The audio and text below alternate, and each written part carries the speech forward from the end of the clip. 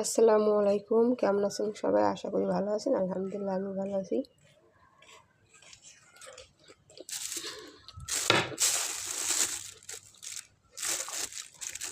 তো বাবার বাড়ির তরমুজ আনছে, তরমুজ আনি অর্ধেক পাঠাই দিছে। তো খাইছি, কিন্তু অর্ধেক আরো বড় ছিল। তরমুজটা যেমন দেখা যায় তেমন মিষ্টি না। আর এখন বাজে 2টা। তো আমার রান্না বান্না কিন্তু হয়ে গেছে। আমি তো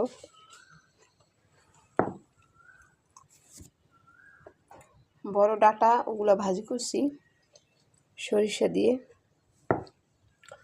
ডাটাগুলো আর অনেকগুলো ডাটা ছিল, মাছ দিয়ে রান্না করছি, বেশি মজা লাগে নাই। তো বেশি ছিল, ওগুলো আমি হালকা একটু সেদ্ধ করে ফ্রিজে রেখে দিয়েছিলাম। তো আজকে ভাবলাম যে মাছ দিয়ে রান্না করলে বেশি মজা লাগবে না, তো সরিষা দিয়ে ভাজি করি। তো ভাজি করছি, ভাজিটা কিন্তু অনেক বেশি ভালো হয়েছে।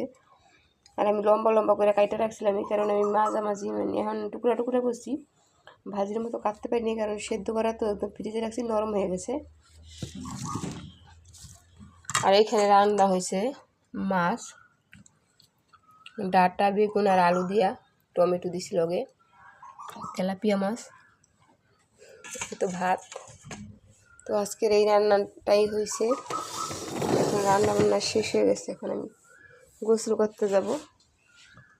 এই তো সকালে কিছু কাপড় ধুইছিলাম, কিন্তু কাপড় একদম ধুইতে পারিনি, অনেক কষ্ট লাগে। তারপরে করার কিছু নেই, ধুইতে তো হইবই।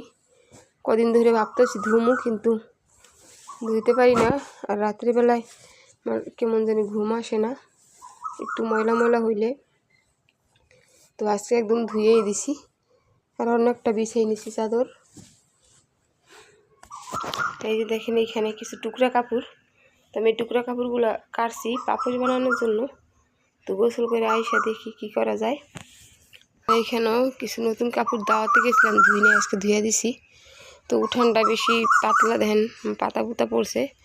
তো আজকে আমি ঝাড়ু দিব না, কারণ তো হয়ে ঝাড়ু দিতে অনেক কষ্ট হইতেছে, যেহেতু এতক্ষণ পর্যন্ত বইয়াছিলাম, পেটের মধ্যে ব্যথা করতেছে, এখন আর ঝাড়ু দেওয়ার সময় নেই। আর এই যে গাছে আম এখনো ভালোভাবে দেখা যায় না, প্রচুর বোল আইছিল, কিন্তু সব কিছু পড়ে আছে বোল। এখন একটা একটা করা আইছে, তো এগুলোও মানে এরকম বৃষ্টি নেই, কিছু নয়, তো রোদ্রে শুকায় শুকায় পড়ে যেতেছে। কিন্তু কাঁঠালগুলো মাশাল্লাহ হয়েছে ভালোই। তাও ওই যে একটা কাঁঠাল কিন্তু ওই যে কালো হয়ে গেছে, পুরো পচে আছে। আর ওইটা পচার কারণ আছে, আমি একটা কাঁঠাল পাচ্ছিলাম কাঁচা রান্না করার জন্য। তো ওই কাঁঠালের এই যে ঘাড়াটা একটু ছুটে গেছে, এই কারণে মরে আছে কাঁঠালটা।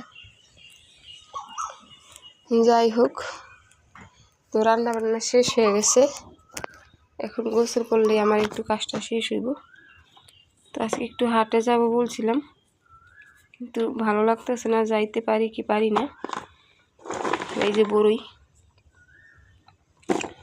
বড়িগুলো একদম বেশি ঘরে রাখছি না, আরও বেশি শুকিয়ে গেছে।